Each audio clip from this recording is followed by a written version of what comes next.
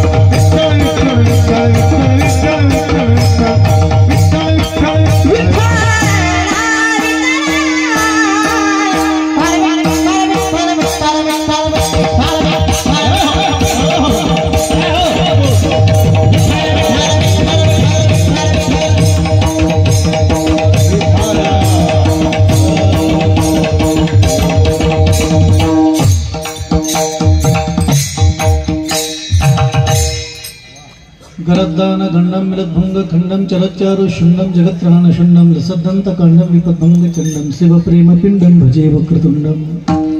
समचरण सरोजम संद नीलांबुदाभम, जगन विहित पाणी मंडनम मंडनानां। तरुण तुलसीमाला कंधरम कंजनेत्रम, सदैधवलहासं विठ्ठलं चिंतयामि।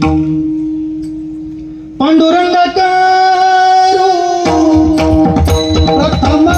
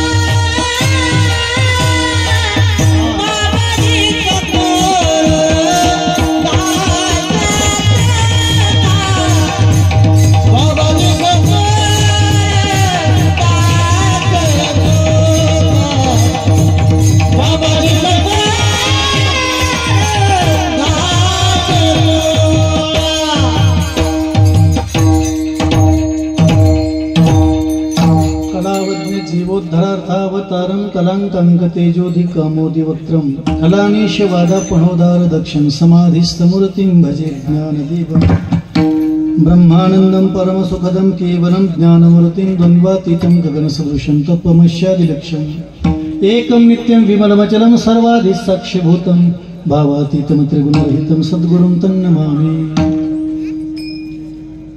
नमो सद्गुरु तुकया ज्ञानदीप, नमो सद्गुरु सच्चिदानंद रूपा, नमो सद्गुरु भक्त कल्याण मूर्ति, नमो सद्गुरु भास्करा पूर्ण कीर्ती।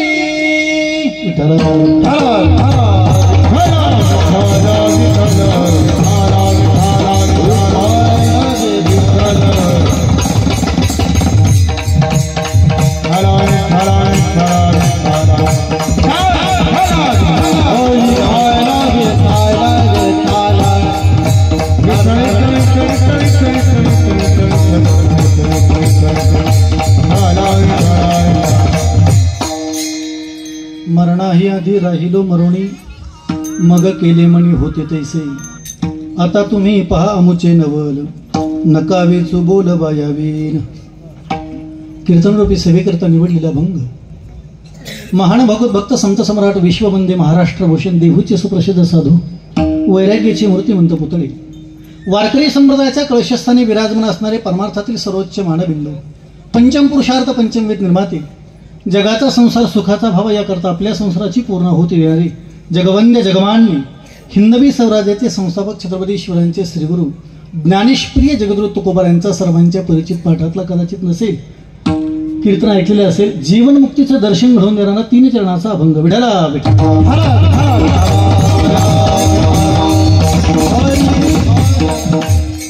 अभंग तुकोबारायचा आहे, अत्यंत गोड आहे, अत्यंत महत्वाचा आहे। जीवनमुक्तीचं दर्शन घडवून देणारा अभंग। तुकोबार म्हणतात, यच्च्यावत प्राणी मात्राचं जीवन जर डोळ्यापुढे ठेव जगतामध्ये सामान्य जीवापासून देवापर्यंत, मुंगीपासून हत्तीपर्यंत, पामारापासून मुक्तापर्यंत, जीवदशेपासून शिवदशेपर्यंत, अनाथापासून सनाथापर्यंत, चाकरांपासून राजांपर्यंत, मोक्षपासून मुक्तांपर्यंत, साधकांपासून सिद्धांपर्यंत, विषानंदापासून ब्रह्मानंदापर्यंत, किंबहुना काश्मीरच्या नंदनवनापासून ते मलयागिरीच्या चंदनवनापर्यंत एकूण एक जीव मृत्यूला घाबरतो।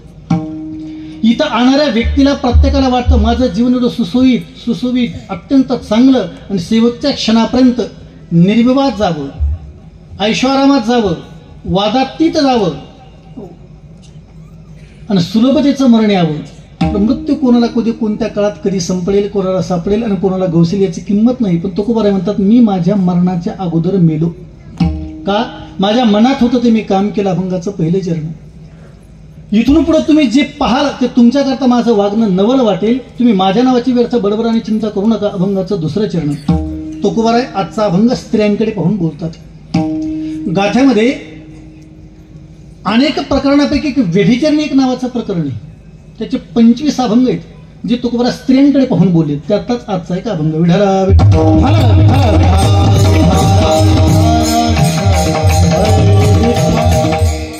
तुकोबारांचा, हे स्त्रियांना तुम्ही भयभीत आहात, माझी संगती करू नका, कारण मी परमात्म रूप झालो, परमात्म रूप माझं जीवन संपन्न झाले। माझ्या तुम्ही संगतीत याल तर लोकनिंदेला पात्र ठराल, असा अभंगाचा अर्थ आहे। अभंगावरती बोलत असताना कैवल्याचे पुतळे, ज्ञानांचे शिरोमणी योग्याची माऊली, साधकांचे मैबाप, अखंड समाधिघन मुक्त कैवल्य तेजोनी श्री ज्ञानोबराय माऊलींच्या असीम कृपेनं अखिल कोट ब्रह्मांड नायक करतुम अकर्तुम अनंतकर्तुम भगवान पांडुरंगाच्या कृपा आशीर्वादाने आपल्या परिसरातील 112 वर्षापूर्वी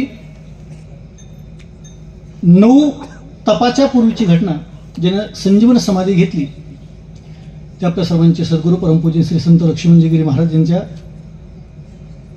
26व्या मूर्ती प्राणप्रतिष्ठा वर्धापना दिनाच्या निमित्ताने संपन्न होत असणारा हा कार्यक्रम 1912 5/11/1912 ते 5/11/2012 शतकपूर्ती सोहळा संपन्न झाला। परिसरातील सर्व लोकांनी अत्यंत उत्तम प्रतिसाद दिला। यावर्षी पुढचे आणखी 12 वर्षे संपन्न झाले आणि 26व्या वर्षी मूर्तीचा प्राणप्रतिष्ठापना सोहळा संपन्न होतोय। म्हणजे मूर्ती प्रतिष्ठाला देखील 2 तप होऊन गेले. म्हणून त्यानिमित्ताने यावर्षी ज्यांची शिव महापुराण कथा संपन्न होते ते आमचे सहकारी मित्र, महाराष्ट्रात एक अत्यंत चांगले व्यक्तिमत्व, माझे अत्यंत चांगले जवळचे मित्र आमचे विनायक महाराज सातव. कार्यक्रमाच्या निमित्ताने आता ज्यांना सुंदर गायलं, 2-3 दिवस आपण त्यांना ऐकत आहात आणि आम्ही अनेक वर्षी त्यांना ऐकतो. आमचे माऊली महाराज खवणे, नामदेव महाराज आगाव. त्यांचं नाव आघावे पण तसे ते नाही आहेत, गातात फार गोड. आणि काय माऊली तर माऊली, प्रत्यक्ष माऊली आहे की नाही. त्यामुळे अतिशय आपण सुंदर गायले. त्याबरोबर मंगेश महाराज, सरोदे, शुभम महाराज, घोरपडे, गोपाळ महाराज, महादेव महाराज, बोरशे महाराज, वसंता महाराज, हरदास महाराज. आज कार्यक्रमाचं अन्नदान आजच्या दिवसाकरता केले ते सकाळचे अमोर पांडुरंग बोचरे मांडका, श्री राजाराम लक्ष्मण बोचरे मांडका संध्याकाळ. आज कार्यक्रमाचं सौजन्य ज्यांना लाभलं, वैकुंठवासी रामसिंग, वैकुंठवासी द्वारकाबाई सोळंके त्यांच्या स्मरणार्थ श्री विजयेश रामसिंग सोळंके मांडका यांचं आजचं सौजन्य. कार्यक्रमाच्या निमित्ताने सुंदर पखवाजाची साथ करतात आमचे राम महाराज गोरे मंठा इडोळी का. तुम्ही नुसतं मंठा, मला गावाचं नाव माहिती, त्यांच्याकडे कीर्तन केलीत मी. त्याचबरोबर ज्यांना लक्ष्मण महाराजांचं चरित्र लिहिले ते आपल्या सर्वांचे परिचित आत्माराम महाराज अत्तरकार.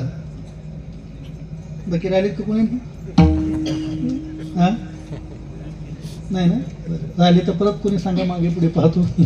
जवळची माणसं उल्लेख केला पाहिजे, आदरणीय माणसं. मी आपल्या भागात पहिल्यांदा आलो, विनायक महाराजांचा फोन आला, यांचे सहकारी मित्र अशोक महाराजांनी त्यांना नाव सुचवलं. त्यामित्रांनो आपल्या सर्वांचं दर्शन घडलं. परिसरून आलेल्या सर्व मंडळीला, सर्व भाविकांना, टाळकरी, गायक, वादक आणि विशेषतः मला एका घटनेचा प्रचंड मोठा आनंद झाला. हे सप्ताह संस्थान एवढं मोठं का झालं याचं सुंदर नियोजन.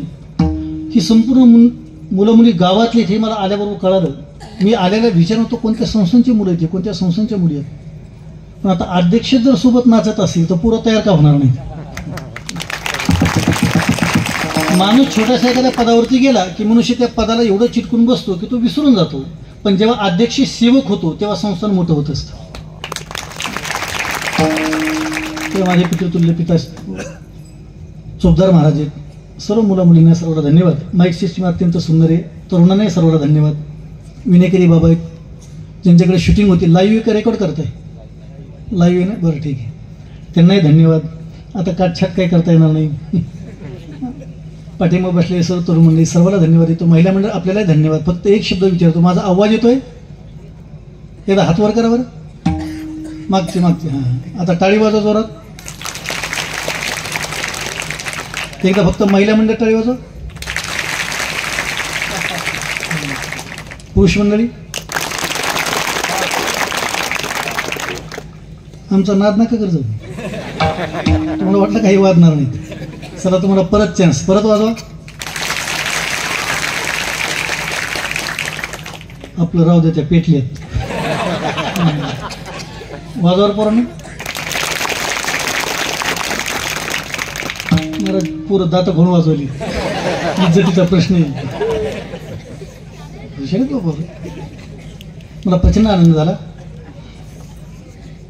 मुरारी वैकुंठवासी पांडुरंग महाराज वैद्य ज्यांच्याकडे माझं पखावत झालं, संस्कृतीचे अध्ययन केलं. 1999 साली सद्गुरू जोग महाराज पाठाला होतो. सुरुवातीच्या 4 खंडात महाराजांना माहिती 4 खंड होतो मी. 1992 ते 96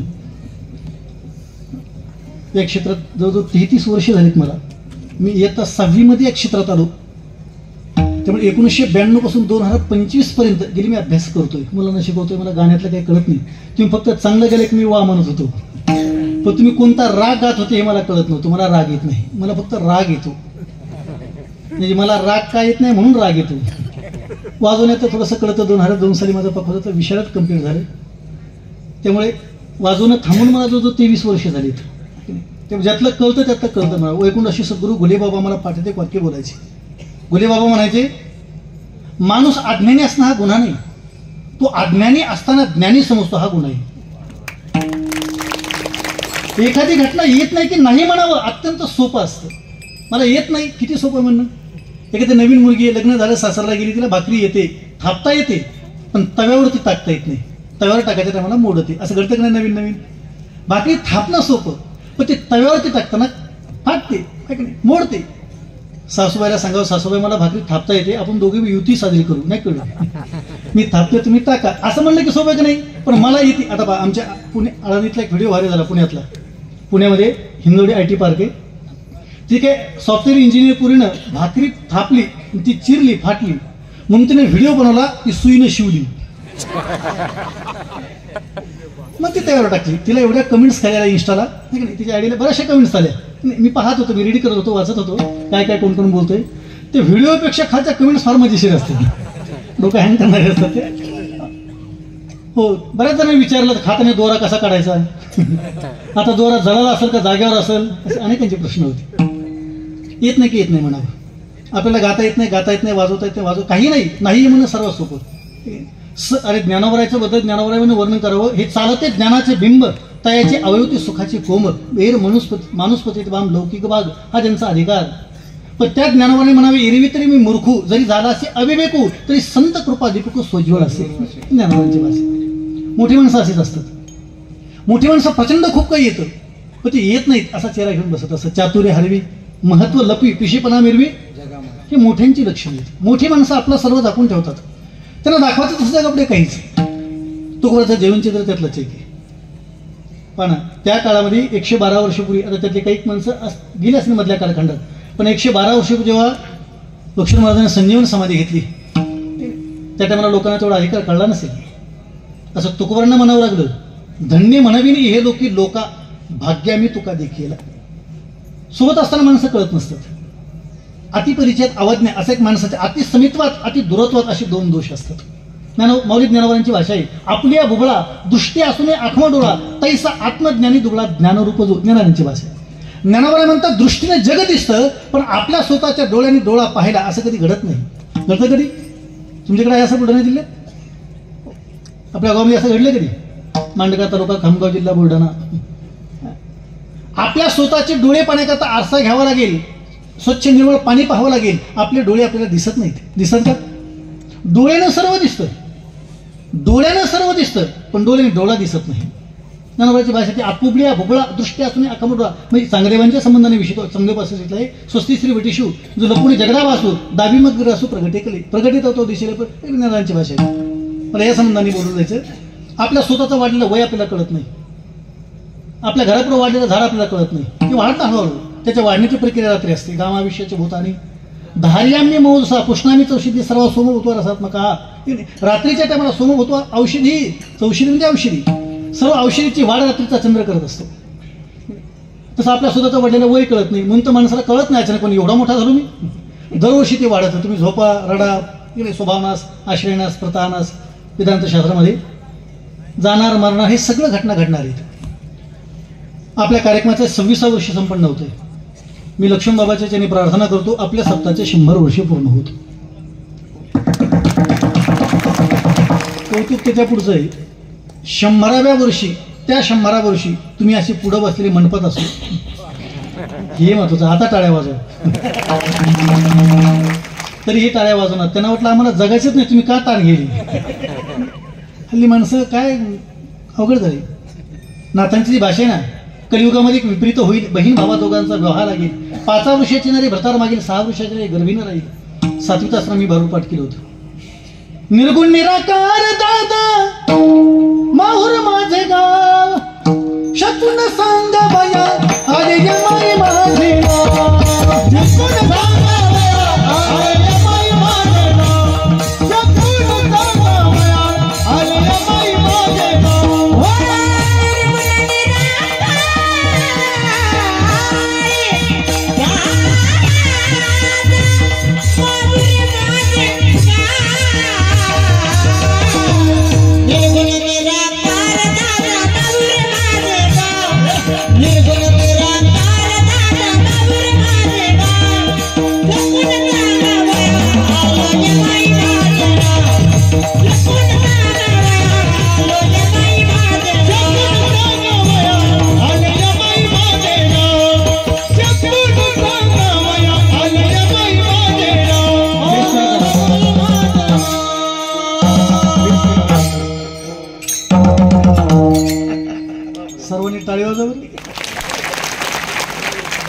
सूचना सांगतो आपल्याला, इथून पुढे कोणी कोणतंही प्रमाण म्हटलं की त्या व्यक्तीचा रिस्पेक्ट, आदर, भावना, उत्साह, प्रोत्साहन आणि आपण शहाणा असल्याची पावती.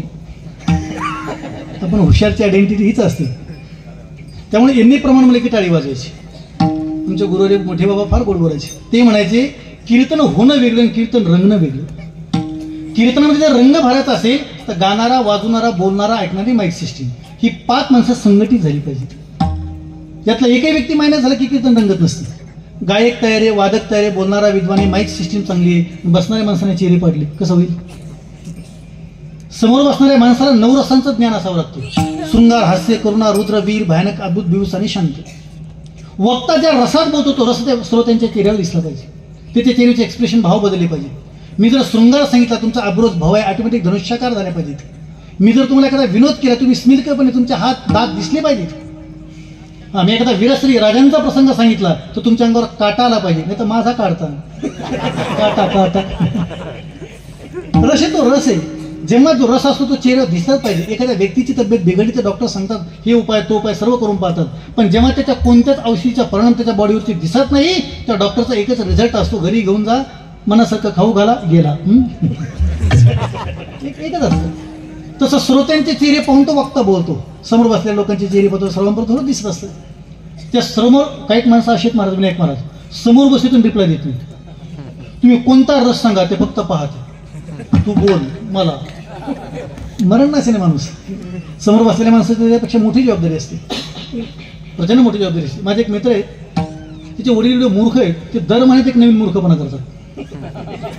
तुम्हाला कशावरून? गेल्या महिन्यातला मूर्खपणा तेवढा कळसाचा होता, कळसाचा. गेल्या महिन्यात त्यांनी मला फोन केला एक मूर्खपणा झाल्यावर. मला म्हणलं महाराज कुठे तुम्ही? मी आलो खाली जालन्याला आलो. बरं बरं ऐका ना म्हणले, आता आपल्या गावात इंदुरिकाचं कीर्तन होतं. म्हणलं मग पुढे जाऊन बसणं हसलोच नाही ना म्हणलं. आता काय बोलू पुढं? गरज होती का पुढे जायची? जर तुला हसायचंच नाही, रिप्लाय द्यायचं नाही तर जायचंच नाही ना. आपल्याला एखादी घटना पटत नाही तर माघारी म्हणतो बाहेर जाऊन बसावं, मंडपाच्या बाहेर बसावं. पुढं आले की नाही कळलं तरी हसायचं असतं. नाही कळलं आता तर हसा. पण गुण आहे, वक्त्याच्या समोर बसलेल्या श्रोत्याने आपल्या स्वतःचा भाव बदललाच पाहिजे. हे आपण जिवंतपणाचं लक्षण आहे. 7 मिरेकल ऑफ वर्ल्ड गुगलला तुम्ही सर्च करा, जगातले कोणते कोणते आश्चर्य आहेत ते सर्व डिलीट करून टाका. जगातलं सर्वात मोठं आश्चर्य सांगतो. सकाळी डोळे उघडले ना की आपण जिवंत आहे, हे जगातलं सर्वात मोठं आश्चर्य आहे. मी जर सकाळी उठलो आणि मी कळलं का की मी हसतो, उठल्याबरोबर हसतो, माझी बायको मला विचारते का हसताय? मी म्हणलो आज मी जिवंत आहे. नंतर ते हसते, मग आम्ही दोघं मिळून हसतो. लागलो कामाला, हसतो मी. जिवंत असणे सर्वात मोठं लक्षण. जगात मी बोलत नाही, ज्ञानोबा बोलून गेले. हे ज्ञानोबा बोलले. ज्ञानोबा म्हणतात अंग तरुणी आणि गोरी. एखादा पोरगा तरुण आहे, गोरापाने देखणारे, वेल एज्युकेटेड आहे, खूप काही शिकलाय, अत्यंत सुंदर आहे, विद्वान आहे, नजर लागले एवढे त्याचे सौंदर्य आहे, आणि त्याला सोन्याने मढावला म्हणजे आधीच सुंदर. ज्ञानोबा म्हणतात अंग तरुणी आणि गोरे, वरी लेलिया ही लेणे पण सोन्याने मढावला. पण ज्ञानोबा हळूच काय म्हटली माहिती का? अंग तरुणी आणि गोरे, वरी लेलिया ही लेणे परी एकरीने प्राणी सांडीची देवी. त्यातला प्राण निघून गेला. काय शिल्लक राहिले? मृत जायचा शृंगारीला, गाडव तीर्थे नाहीला, कडू तुझ्या माखीला, गोळी जायचा. ज्ञानोबाची भाषा. ज्ञानोबा म्हणतात अरे किती सुंदर, अरे किती बरं वाटलं होतं ऐकताना. गोरा आहे, सुंदर आहे, देखणं सर्व गुण आहे. मेल्यावर कोण विचारतो त्याला? बॉडी म्हणून लोक टाकून देतात आणि फुकून देतात. काल पण ती your my breath, your my heart, तू माझं हृदय, तू माझी धडकं, तू माझा श्वास म्हणणारी माणसं. अरे हृदयाला टच झाला तरी फिलिंग आपल्या जागृत होतात. काय लोक डोळ्यातून अश्रू जातात, पण जेव्हा त्यातला ब्रेथ श्वास गेला असं कळलं की तीच माणसं आपल्याला जाळून टाकतात. मेला माणूस कळलं की परत इथे राहत नाही कोणी शिल्लक. तिथं आज मोठमोठ्याची गिनती, जी जेवढी मोठं चुटकीनं म्हणले ना की अख्खं माझं आहे, एक माणूस शिल्लक नाही राहिला.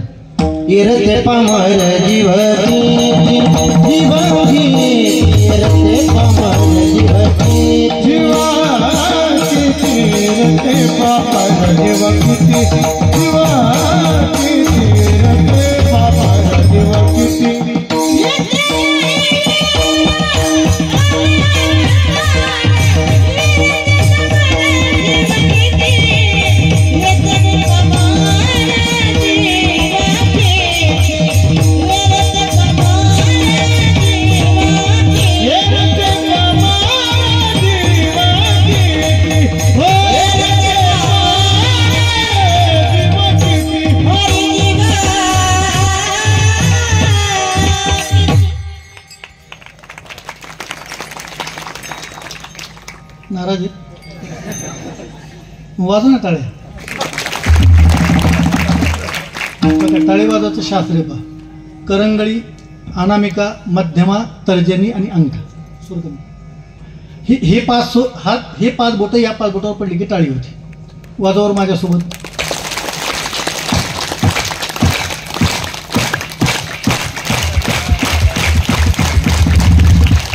सर्वांचे चेहरे प्रसन्न झाले. प्रसन्न झाले मला चेहरे. दृष्टाने एवढी सुंदर दिसत लोक. मी सांगत नाही, तुम्ही कीर्तन सुटल्या खामगावला फोन करा एखाद्या MD डॉक्टरला. माणसाचा उजवा हात हा डाव्या मेंदूला जोडलेला असतो आणि माणसाचा डावा हात हा उजव्या मेंदूला जोडलेला असतो. जेव्हा हातावरती हात परफेक्ट बोटं पडतात तेव्हा मेंदू प्रज्वलित होतो, चेहरा प्रसन्न होतो. तुम्हाला झोप आली की टाळी वाजवायची. तुम्हाला एखाद्या प्रश्नाचं उत्तर आठवत नाही की टाळी वाजवायची. टाळी वाजवत राहायची. आता घरी गेली की टाळ्या वाजवा. लोक जर म्हणले झोपले काय झालं, आपल्या गावात टाळीवाला बाबा आला होता, लड्डू मुक्ती अवतार. बाबा आला म्हणायचं कोण पुरी हसल्या मनातून.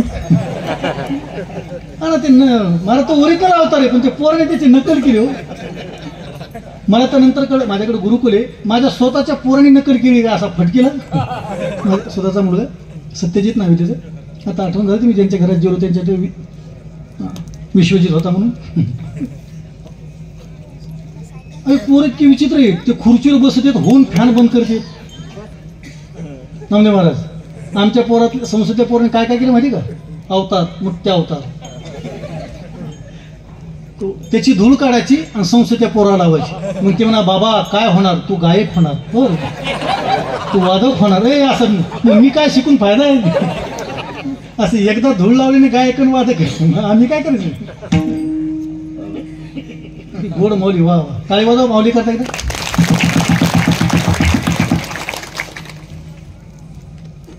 इथं नाही उरो आले अवतार, येरते पामर जीव किती, येरते पामर जीव किती.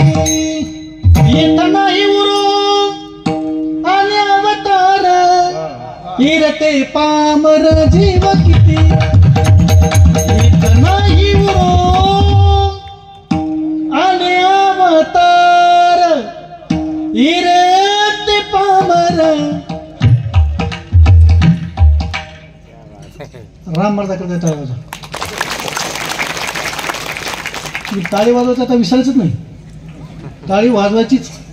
तुम्हाला काय फायदा, त्याचा फायदा सांगतो. जी माणसं विद्वान, गुणवान, बुद्धिमान, ज्ञानी लोक करता टाळी वाजवतात त्यांच्या कुळात चांगले लोक जन्माला येतात. चांगल्या लोक करता टाळी वाजवतात ना, हे सिलेक्टेड लोक आहेत, भगवंताने सिलेक्ट केलेले. ही गॉड गिफ्ट आहे, सर्वांना लाभत नाही. याकरता बोललो, इथं माणसं जिवंत राहत नाहीत बा कोणी. इथं 5च लोकांची सत्ता आहे बरं का. इथं कोणाची युती टिकत नाही, इथं कोणाची आघाडी टिकत नाही. या मृत्यू लोकात फक्त 5च लोक आहेत जे कोणाची सत्ता टिकू देत नाही. त्या 5 लोकांची नाव आहेत पृथ्वी, आप, तेज, वायू आणि आकाश. अन्य कोणाचं काही चालत नाही.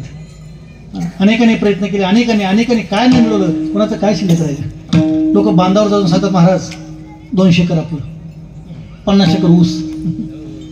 ते ऊसाचं शेत तेव्हा काय म्हणतं माहिती का? तुकोवरनं विचारा. जेव्हा एखादा मनुष्य असं चुटकी वाजून सांगतो 50 एकर आपला ऊस आहे, तेव्हा ते ऊसाचं शेत सांगतं या बांधावरती 20 वर्षापूर्वी तुझा आजा आला आणि तो एवढंच म्हणला हे माझे मेला. 10 वर्षापूर्वी तुझा बाप आला, तो असंच म्हणला मेला. आजा मेला, पंजा मेला, बाप मसना गया, देखत देखत नातू पंतू. आजपर्यंत या बांधावरती लाखो लोकांनी चुटक्या वाजवताना मी पाहिल्यात. मी आजपर्यंत कोणाचाच झालो नाही. तुझा कसा होईल? ते फक्त 7 बाऱ्याचं तलाठी बदलत असेल. इथं मी जागेवर आहे. 300-400 वर्षापूर्वीचा जर सर्चिंग रिपोर्ट काढला, कोणाची जमीन होती तर राजे महाराजांची नावं सापडतील. त्यांच्या अगोदर कोणाचे, हॉकिन्स स्टीफन नावाचा एक व्यक्ती गेला, सायंटिस्ट, ज्यानं ब्लॅक होल कृष्णविवरच्या संदर्भाने स्टडी केला आणि त्यानं सांगितलं कोट्यावधी जन्म झाले आणि कोट्यावधी जरी माझ्यासारखे महापुरुष होऊन गेले तरी या पृथ्वीचा अंत लागणार नाही. मेकांस्थित स्थितो जगत, हे कृष्ण परमात्म्याने 10व्या अध्यायाच्या शेवटी म्हणावं. सामान्य घटने का इथं अनेकांनी जगलं, तिथं मरावं लागतं हे मात्र नक्की. मात्र मरण हे 2 प्रकारचं असतं. एका मरणाला म्हणतात शरीराचं आणि दुसरं मरण असतं ते मनाचं. एक फिजिकली आणि एक मेंटली. जशा मूलभूत 3 गरजा, 3 मूलभूत गरजा सर्वांना पाठेल: अन्न, वस्त्र त्या फिजिकली नीड ह्या शारीरिक गरज आहेत. महत्वाची गरज आहे त्याचं नाव स्पिरिच्युअल, अध्यात्म. माणूस अनेक अंगाने जीवन जगत असतो, पण जेव्हा तो स्वतःच्या जीवनामध्ये अनेक अयश अपयश करत करत करत मृत्यूपर्यंत येतो तेव्हा तो बेचैन असतो. आयुष्यभर परमार्थाला देवाला नाकारणारी माणसंही मृत्यूच्या समयी कधी कधी ईश्वराचं सानिध्य मानू लागतात, ईश्वराचा साक्षात्कार मानू लागतात. आयुष्यभर कोणाला हात न जोडलेली माणसंही मृत्यू दिसला की हात जोडू लागतात. आयुष्यभर कोणाच्या पुढे नतमस्तक न झालेली माणसंही कळत न कळत हळव्या मनाची म्हणतात. हळवं मन कळतं ना, ताठार माणसं देखील हळवे होताना पाहिलेत.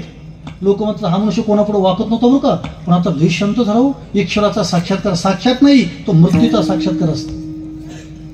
मृत्यूचा साक्षात्कार झाली की भली भली माणसं शांत झालीत. चांगलेच कुठपर्यंत प्रेम असतं माणसाचं. इथं माझा मोबाईल आहे, दोन आहेत. हा मोबाईल माझा प्रिय आहे, मी कोणाला हात लावू देत नाही, पण कुठपर्यंत मी हा मोबाईल घेऊन गाडी बसताना एखादा पोरगा आला तरी माझ्या कानाला रिव्हॉल्वर लावला, दिसतो बंदूक. मोबाईल द्या, मी चारी देऊन टाकेल. चारी नाही कळलं, माझे दोन सोबतचे दोन नाही कळलं, सगळे घेऊन टाक, मारू नको, नाही कळलं, देऊन टाकेल सगळे. माझा त्याच्यावरती प्रेम आहे, पण जोपर्यंत माझा मृत्यू दिसत आहे तोपर्यंत. जगातली कोणतीही वस्तू माणसाला प्रिय असते, स्वतःचा मृत्यू दिसत आहे तोपर्यंत. पण जेव्हा त्याच्याच मृत्यूला समीप येतं का, ज्ञानवराची भाषा आहे, निहाळी पा केवडा तसराशी चौडा करोडी माझे वडा कारगज कळानाची तोंडी घातली लोण्याची उंडी मासी पाखा पाकडे तवे सरे मंगळाची अंकुरी सवीची पडी अमंगळाची पोरी मृत्यू उदराची बरी गर्भगुंशी. ज्ञानवराची भाषा आहे.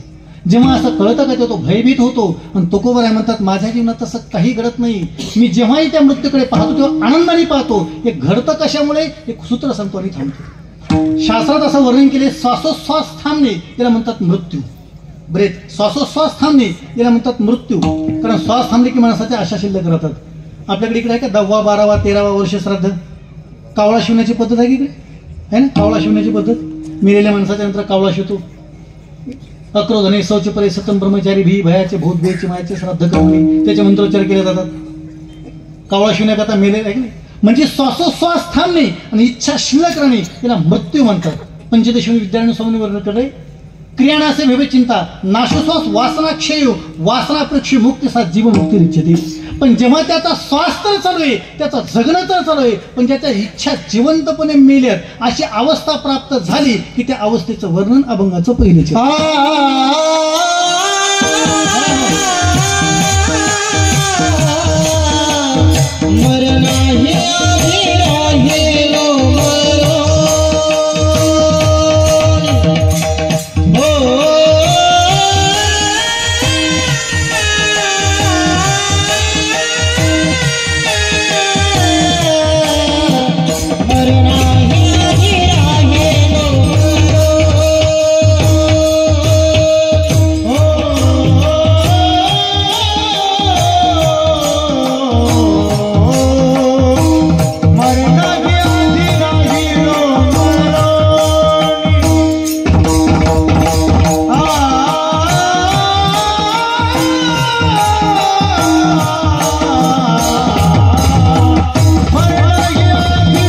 राही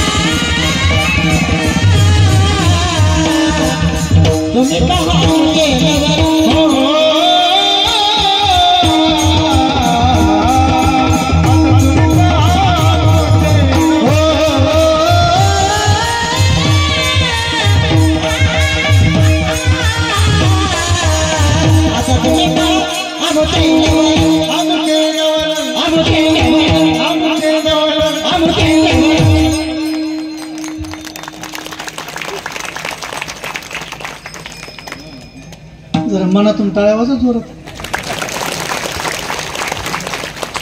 आपल्याला मरायचंय. मी मोकळं म्हणून जरा टाळी वाजून. पोरं दर्शन घेऊन चालली, ते खाली बसालीत मस्त निवांत. मी ते ताणच घेणार. ते म्हणले आता मरायचंच ना, मोकळं. ते महाराजच मरायचं, आपलं काय घेऊन मी. मुला मुलींका तर टाळ्या वाजव जोरात. महाराज रात्रीच्या कीर्तनात एक माणूस टाळी वाजवत नव्हता. मला त्याचं कौतुक वाटलं. तो शेजारच्याला वाजवू देत नव्हता.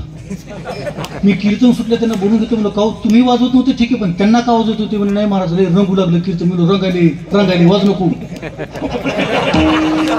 ते रंगाले म्हणून वाजवत होतो. आता काय सर्व असतं प्रत्येक. मरणा हे आधी राहिलो मरुणी, काय तो पोरांची भाषा आहे. मी माझ्या मरणाच्या अगोदर मेलो. मी जे स्वतः मृत्यू स्वतः पाहिला. बेढर राहावं माणसाने, प्रचंड आनंदाने राहावं. मृत्यूची भीती नाही बाळगावी. गुरुवारांच्या भाषेत बोलतो, मृत्यू हा सोहळा आहे, लग्न ही संस्कार आहे. 16 संस्कारापैकी विवाह हा संस्कारात येतो आणि मृत्यू सोहळ्यात येतो. म्हणून तर जेवढे संप्रदायाचे संत झाले त्या सर्वांचे सोहळेत मृत्यूचे. संत लक्ष्मीगिरी महाराज 112वा संजीवन समाधी सोहळा असा शब्द आहे. ज्ञानोबांचा 7.25वा समाधी सोहळा, नाथांची षष्ठी समाधीचा सोहळा, तुकोबारांची बीज. सर्व संतांचे मृत्यूचे सोहळे, मृत्यूचे सोहळे. सुरेश भट्ट नावाचे कवी आमच्या पुण्यामध्ये, त्यांची कविता आहे, गुगलला सर्च करा. ते म्हणतात, इतुकेच मला जातांनी सरणावर कळले होते. इतुकेच मला जातांनी सरणावर कळले होते. मरणाने केली सुटका, जगण्यानं छळले होते. मृत्यू असा होता ना, मृत्यू सारखा आनंद कसा नाही. तो कळावा, तो कळत नाही. माणसं घाबरतात त्याला. घाबरणारा तो विषयच नाही. तो कधी ऍक्सेप्ट करता आला पाहिजे, तो कधी मान्य करता आला पाहिजे. ज्ञानोबा 22व्या वर्षी समाधी घेतात. 15 ऑगस्ट 1275 ज्ञानोबांचा जन्म झाला. 27 नोव्हेंबर 1296 ज्ञानोबांनी समाधी घेतली. तुकोबाराचा जन्मोत्सव आता आलाय 2 तारखेला. तुकोबाराचा जन्म झाला 4 फेब्रुवारी 1608. तुकोबारा वैकुंठ गमन 9 मार्च 1650. 42 वर्षाचा कालखंड. 19 फेब्रुवारी 1630 शिवनेरी किल्ल्यावरती जन्मलेला देह छत्रपती शिवाजी महाराज. 3 एप्रिल 1680 रायगड किल्ला. अवघ्या 50 वर्षामध्ये विश्व काबीज केलं. समृद्धीने जीवन झालं. 11 मार्च 14 मे 1657 पुरंदर किल्ल्यावरती धुरंदाच्या पोटी जन्मलेला युगंधर संभाजीराजे. 11 मार्च 1689. 32 वर्षाच्या कालखंडात विश्व संहार करण्याची सृष्टी ताकद निर्माण केली.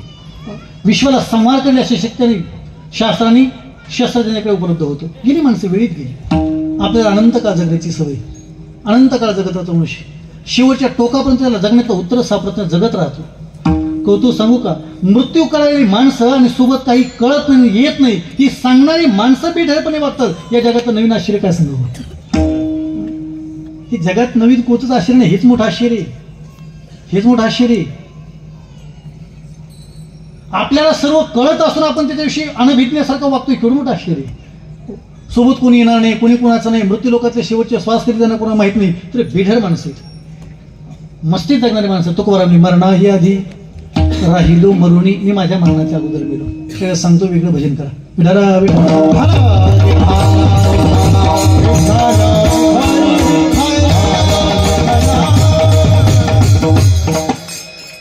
मृत्यूचं वर्णन करताना शास्त्रात फार गोड वर्णन आलेले.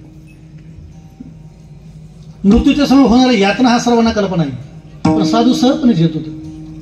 म्हणतो तुकोबाराची जेव्हा जेव्हा प्रार्थना आहे की जगात तू प्राप्ती करणं का, जगातला सर्वात मोठी जर दुःख कोणतं असेल तर गर्भवासाचं आहे. पण तुका म्हणे गर्भवासी सुखे घालावे आम्हाचे. तुझ्या दर्शनापायी आम्हाला मृत्यूची तीही भीती वाटणार नाही. दुःख जगात तू भेटणे, या सुखापेक्षा जगात कोणतं सुख आहे. महिलांना विचारा, जिने एखाद्या बाळाला जन्म दिला, त्याला बाळांत पण म्हणतात. डिलिव्हरी बाळांतपण, बाळ किंवा अंत असा त्याचा विग्रह होतो.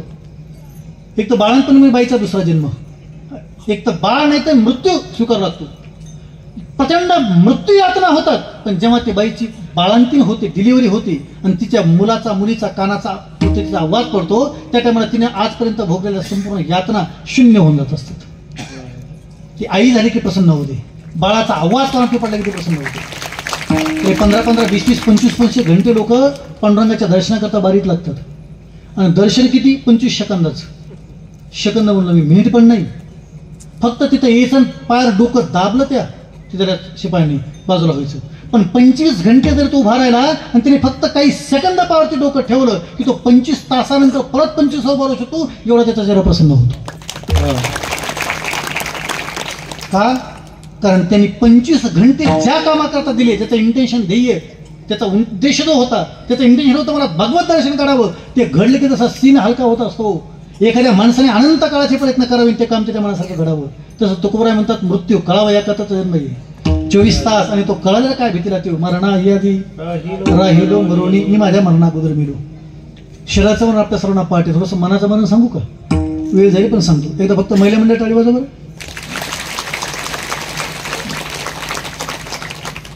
शास्त्रामध्ये मनाने मरणाऱ्या माणसाच्या खूप मोठ्या लिस्ट आलेल्या आहेत.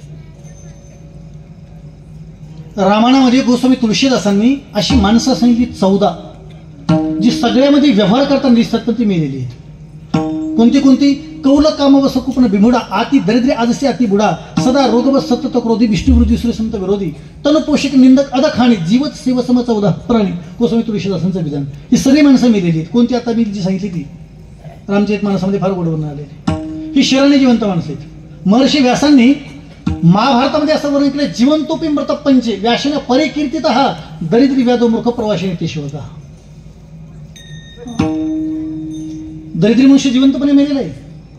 तर मराठीतला शब्द आहे 18-20. आपण 18-20 म्हणतो. वैष्णव शब्द तो 18-20 म्हणजे 18 × 20 बरोबर 300.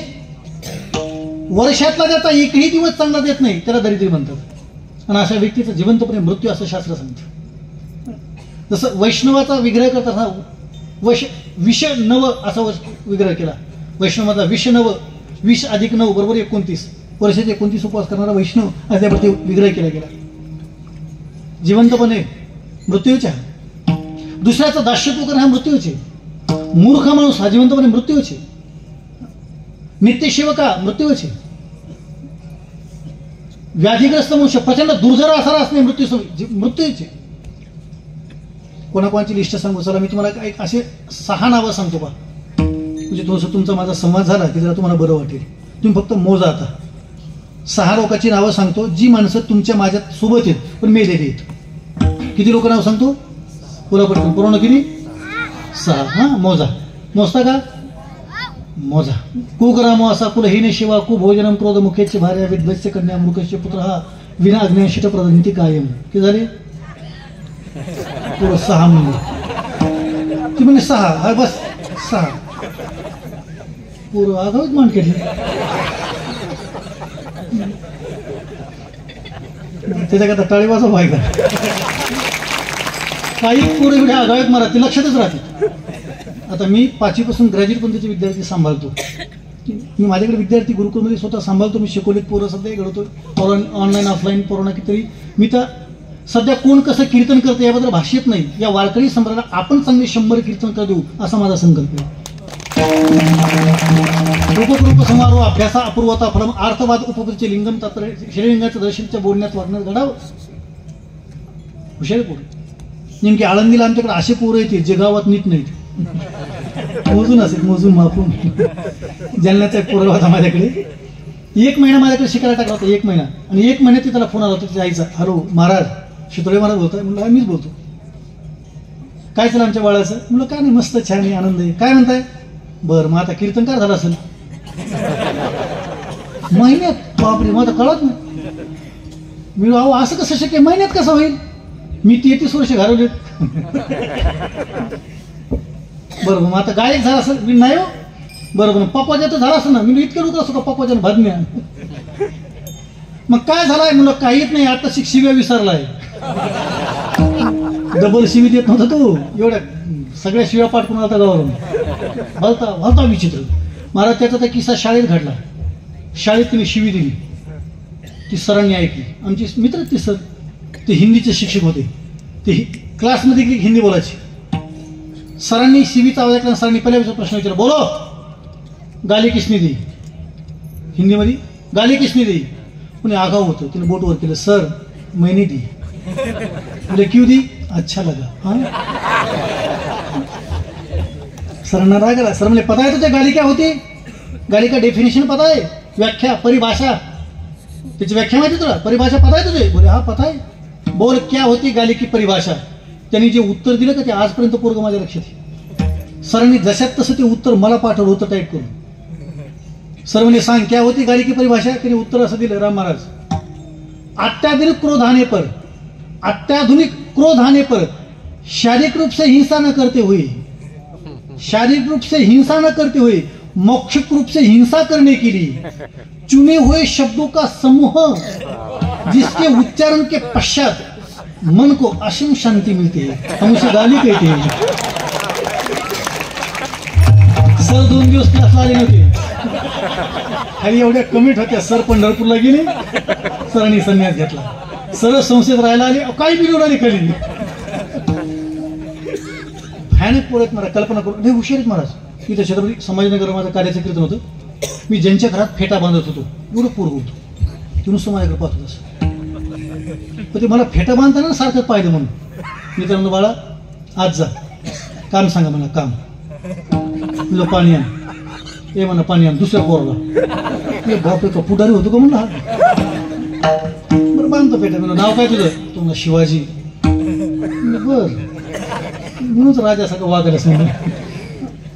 वडिलाचं नाव बाजीराव, आडनाव देशमुख. सांगितलं ना सविस्तर. वय किती तुझं. 10 वर्ष. कितवीला आहे. 5वीला. मी वेगळं काहीतरी विचारून तू पण फेटा म्हणतो. मी जा, तुझ्या पप्पाचं वय किती. तो म्हणा 10. बाकी मी फेटा जागेवर थांबवला. आता त्याचं ठीक होतं, पण पप्पाचं जा म्हणलं. मी लोक माझ्याशी आगापणा करतो काय. पप्पाचं जागा कसं काय. तो म्हणा ज्या दिवशी मी जन्माला आलो त्या दिवशी ते पप्पा झाले, त्यामुळे त्यांचं वय माझ्यासारखं. महाराज माझा फेटाच बिघडला. तितके त्याचे वडील आले, म्हणजे महाराज आपला आहे म्हणून कळाला, याला तुमच्याकडे टाकायचा म्हणून नको. त्यानं जर इथं माझा फेटा बिघाडा ते माझी संस्था बंद केली, याला तिकडे लांब टाका म्हणलं. त्याला काय त्यानं माझ्याकडे पाठवा, तिकडे शेवाला पाठवा, नीट राहील म्हणजे. प्रचंड आघाव पडत. किती लोक सांगणार तुम्हाला. 6 मोजा आता. कुग्रामो असा, कुलहीन शिवा, कुभोजनम, क्रोध मुकेशचे भार्या, विध्वस्य कन्या, विध्वस्य कन्या, मूर्खस्य पुत्र. ही झाले. ही 6 माणसं जिवंतपणे मेलेली आहेत, जिवंतपणे मेलेली आहेत. मी फक्त याचा मराठीत अर्थ सांगतो, याच्यात कोणाचा नंबर असतो त्याने शोधा. मी फक्त अर्थ सांगतो, त्याचा मराठीत अर्थ सांगतो. पहिला व्यक्ती कुग्रामवासा. आपण ज्या गावात राहतो, आपल्या घराच्या उजव्या आणि डाव्या साईडचा जो व्यक्ती असतो, तो जर आपल्याशी दररोज भांडत असेल, महिला मंडळाचे भांडण होतात ना, पाणी भरण्यावरून, धुणं धुण्यावरून, सडा समर्जन करण्यावरून, तुझ्या घराला काडीचा पेटा लागू, यांचा राडा असेल दररोज. आणि ती नवऱ्याला सांगायची. नवरा म्हणतो 2 वर्ष थांब, थांबगाव थांबगाव. त्याला भांडण आवडत नसतं यांच्या नादाने, ते त्याला आवडत नाही, त्याला आवडत नाही. पण दररोज जर भांडण होत असेल तर शास्त्र सांगतं घराच्या म्हणून तर कधीही आपला फ्लॅट घेताना, प्लॉट घेताना, घर घेताना डाव्या उजव्या साईडचा विचार जास्त करायचा. जी माणसं दोन्ही सजीव असतात, शेजारचा व्यक्ती भांडला की मृत्यू होत असतो असं शास्त्र सांगतं. पहिला व्यक्ती कुग्रामवासा. दुसरा आहे कुलहीन शिवा. आपण बुद्धिवान असताना आपली परिस्थिती जर नाजूक झाली आणि मूर्ख माणसापुढे हात पसरण्याची वेळ आली की जीवनपणे मृत्यू असतो, जिवंतपणे मृत्यू असतो. घडतं नाही असं. आपण ज्याच्या गाडीत बसतो त्याच्यापेक्षा जास्त कळतं, पण चूक काढली की उतरावं लागतं म्हणून गप्प पडावं लागतं. कित्येक लोक आहेत खूप जास्त कळतं पण चूक काढता येत नाही. परिस्थिती नाजूक असते, नाजूक नाही तर आपल्याला खूप जास्त कळतं. गावात कितीतरी हुशार पोरं आहेत जे गावच्या लोकांनी वेडी म्हणून सोडून दिले, नाही कळलं. ते हुशार असतील पण लोक म्हणजे नाही, ती येडे, तिला काय कळत नाही. शिकले पण कळत नाही, शिकलं नाही त्याला जास्त कळतं, हे लोकांना कळत नाही. शिक्षण आपल्या मनासारखं बुद्धी असणं उपयोग नाही कळत. थोडंसं मोकळं बोलू का जरा, मोकळं बोलू, राग नाही यार, टाळी वाजायला.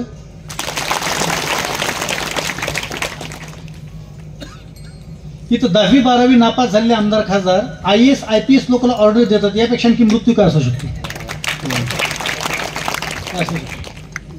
किती कळतं पण गप्प बसावं लागतं.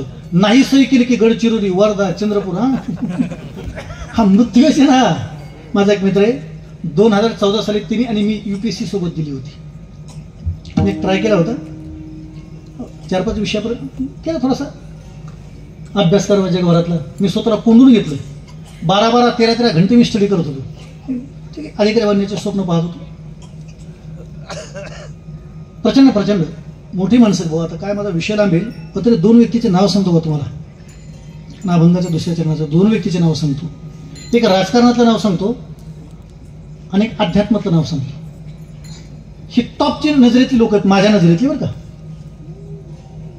की जे जिवंतपणे त्यांचा मृत्यू मी पाहिला. अशा 2 लोकांचं चरित्र मला आपल्याला सांगायला आवडेल. सांगू का मोकळं मन करून? सांगतो. पहिले अध्यात्मातलं नाव सांगतो. महाभारतामध्ये भीष्म. कौरव पांडवाच्या युद्धामध्ये 18 अक्षोणी सैन्य होतं. 1 दशक, शतक, हजार, 10,000, लक्ष, दशलक्ष, कोटी, दशकोटी, अब्ज, दशाब्द, खर्व, निकर्व, अनकाउंटेबल संख्या. कल्पनेच्या प्रचंड कल्पनेवाईट लोक होते. कृष्णाच्या नंतर जर 2 नंबरचा योद्धा कोण होता, तो भीष्म होता. पण जेव्हा त्यांच्या समोर द्रौपदीचं वस्त्रहरण झालं आणि शरपंजरी पडली, त्या टायमाला द्रौपदीने विचारलं, आता तुम्ही ज्या ज्ञानाच्या गप्पा मारायला लागलात, न व्यापित्वा देशतंतू नित्य नापी करत आहात, नवस्तुपी सर्वात्मा, हे जे वेदांत आता सांगायला लागलात, मग त्या टायमाला माझी इज्जत राखायला काय झालं होतं तुम्हाला? शब्दाने बोलला नाही. एवढ्या मोठ्या माणसाने जे उत्तर दिलं ऋषींना, ते उत्तर मला सांगणं अभिप्रेत. महाभारतात त्याचं वर्णन केलं, अर्थस्य पुरुषोदास, हा हे त्यांचं उत्तर आहे. सांगितलं, द्रौपदी मी चुटकी वाजवली तर विश्वसंहार करेल एवढी शक्ती माझ्या अंगात होती, पण निर्णय घेण्याची क्षमता माझ्याकडे असूनही निर्णय माझ्या हातात नव्हता, तो दुर्योधनाच्या हातात होता, म्हणून मी गप्प होतो. हे भीष्मांचं विधान आहे. म्हणजे माणूस किती बुद्धिमान झाला आणि किती ज्ञानी झाला, पण त्याच्या हातात जर स्वातंत्र्य शिल्लक राहिलं नाही. आणि आज घरोघरी भांडणं कशाचे? स्वातंत्र्य हिरवलं जातं म्हणून. शहरात जा, कुठे जा, डिवोर्सचं सर्वात मोठं पहिलं प्रमाण काय असेल तर स्वातंत्र्य हवं. इथे लोक freedom, no inquiry, no requirement. चौकशा करायची नाही कोणत्या विषयात असताना. आमच्या पुण्यात तर प्रचंड मोठं रिलेशनशिप. आपल्या आनंदात राहायचं, बाहेर पडले की कोणी कोणाला क्रॉस चेकिंग करायचं नाही, कोणी कोणाला विचारायचं नाही. आल्याच्यानंतर तुमची माझी मैत्री, संपला विषय. सध्याची संस्कृती ही प्रचंड भयानक. स्वातंत्र्य हरवलं. द्रौपदीला भीष्मांचं विधान आहे, मला सर्व काही कळत होतं, पण निर्णय माझ्या हातात नव्हता. म्हणजे बुद्धिमान असून जर निर्णय तुमच्या हातात नसेल, तो मृत्यू असतो. हे महाभारतात उदाहरण. एक राजकारणातलं एक नाव सांगतो. राजकारणातलं एक मोठं नाव आहे. कोणतं मोठं नाव आहे? कीर्तन सुटलं की हातामध्ये मोबाईल घ्या, गुगलला जा आणि एक वाक्य सर्च करा, most educated person of India. भारताच्या 140 कोटी लोकसंख्येमध्ये सर्वात जास्त शिकलेल्या लोकांची लिस्ट करा. Most educated person of India. तर 140 कोटी लोकसंख्येमध्ये नेटला 3च लोकांचे नाव उपलब्ध आहेत. ओनली 3, फक्त 3. गुगलनं, विकिपीडियाने त्याची दखल घेतली शिकलेली म्हणून.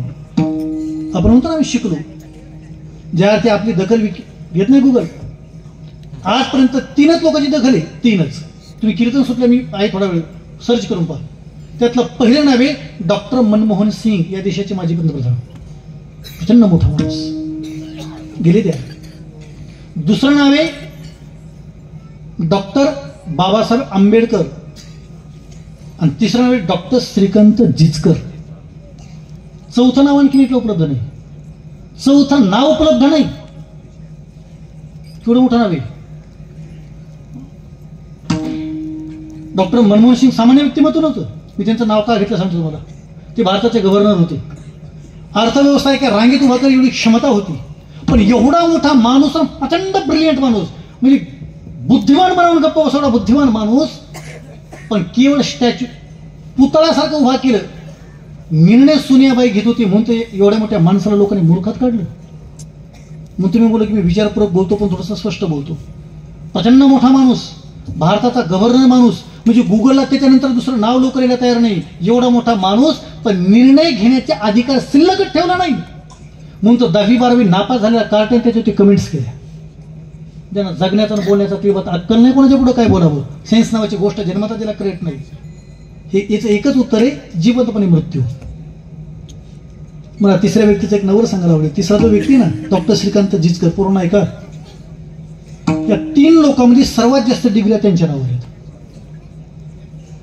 म्हणजे श्रीकांत जिचकरांच्या डिग्र्या एवढ्या आजपर्यंत भारतात कुणीच घेतल्या नाहीत. आणि मला सांगायला आवडेल, श्रीकांत जिचकर हे अमरावतीतल्या काटोले मतदारसंघातले. काटोल मतदारसंघ, काटोल म्हणजे आज भारतातला सर्वात जास्त शिकलेला मनुष्य काटोलचा, हे विसरून चालणार नाही. सर्वात जास्त किती? 42 युनिव्हर्सिटी 28 गोल्ड मेडल मिळवले होते त्यांना. म्हणजे एकच व्यक्ती सायन्स, कॉमर्स आणि आर्ट तिन्ही साईडचं शिक्षण कंप्लीट.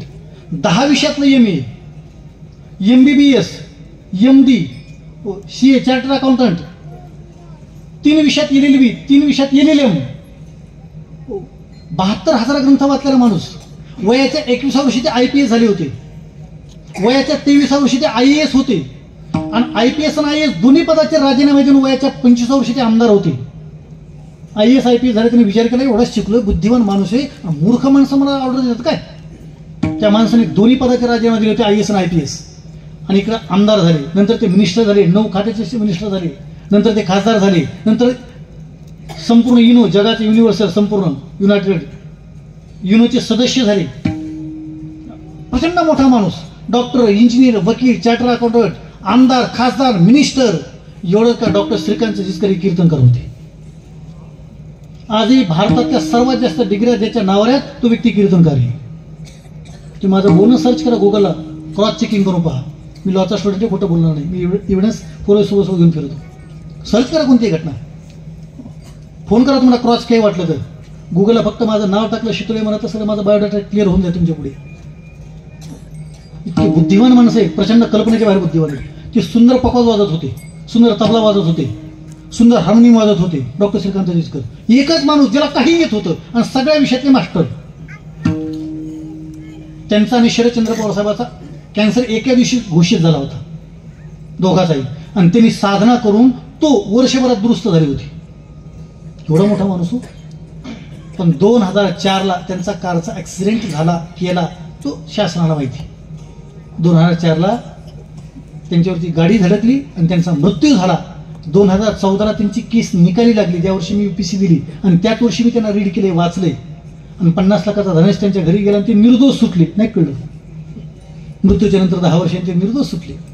मी कशाकरता बोललो? प्रचंड कितीही मनुष्य बुद्धिमान झाला, पण जेव्हा त्याच्या बुद्धीचा निर्णय त्याच्याकडे शिल्लक राहत नाही तेव्हा तो जिवंतपणे मरण असतं. विठाला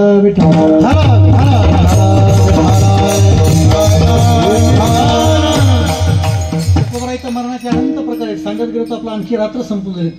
दुसरा विषय सांगायला गेले, कुग्राम असा कुरे हे शिवा दुसरा व्यक्ती सांगितला. महिला म्हणजे टाळी वाजवायचं. क्रोधमुकेशचे भार्या, तुम्हाला टाळी या करता वाजवावं लागेल. शास्त्र सांगतं ज्याची पत्नी रागीट असते त्या पुरुषाचं जिवंतपणे मरण असतं, मंडपातल्या सोडून. जायचं ना, असं काय करतो विनायक महाराज? तुमचं शिवपुराण होईल माग, मीच मध्ये. पत्नी ही शांत असेल, गुन्हेत ना कार्यशिवते कनेशिवाची बुद्धिशिवता शनिशंबा धर्मानुकूल अक्षमा या धरित्री शरगुन्हेमध्ये पतिव्रता नाम. पातिव्रतेचे लक्षण येते कंट्रोल, पॅसिव्ह एजंट आणि ऍक्टिव्ह एजंट असे सायन्समध्ये एका डिस्कमध्ये वर्ड येते. माझा विषय लागेल, माझा वेळ संपलाय. शांत असावं लागते स्त्री, प्रचंड शांत, कल्पनेच्या बाहेर. आपल्या पतीची इज्जत ही फक्त यांच्या हातात आहे. आचार्य चाणक्याचं विधान आहे, जिथं माणसाची बुद्धी संपत्ती तिथे यांच्या बुद्धीचा आरंभ असतो. भलत्या हुशार, यांची हुशारी विचारता कल्पनेच्या बाहेर. त्याला 5 सेन्स असतात, आपल्याला त्यांना 6 सेन्स असतात. 6 ज्ञानेंद्रिय. तुम्ही कसं काय? ते फिजिकली शरीरावर दिसत नाही पण ते प्लसमध्ये असतात. बाई किती हुशार असते सांगा या वाक्यात. मी नाही सांगत, शास्त्र सांगतं. शास्त्र सांगतं बाईची नजर एवढी तीक्ष्ण असते, एवढी तीक्ष्ण असते. आपल्या जर मंडपातलं दिसत ना, मंडपाच्या मागचं दिसतं. कसं दिसतं ते त्यांना विचारा. दिसतं कुठला दिसतं काही? तुम्ही म्हणता बाई मान खाली घालून चालली, अजिबात नाही. तिला 1 किलोमीटर सगळं दिसतं. तिने 1 किलोमीटर जरी माणूस पाहिला तर त्याचे बटणं उलटाळे तिला माहित असते. मी एकदा मुलगी पाहायला गेलो मित्राला, माझं झालं होतं, त्याच्याकरता गेलो. त्याला मी म्हणलो होतो कुंभमेळ्यात चल, पण तुम्हाला नाही लग्न करायचं. म्हणून चल म्हणून मी गेला उद्योग तर तू कर, चल म्हणलं. नामदेव महाराज. बरं तेव्हा जुनी घटना आहे.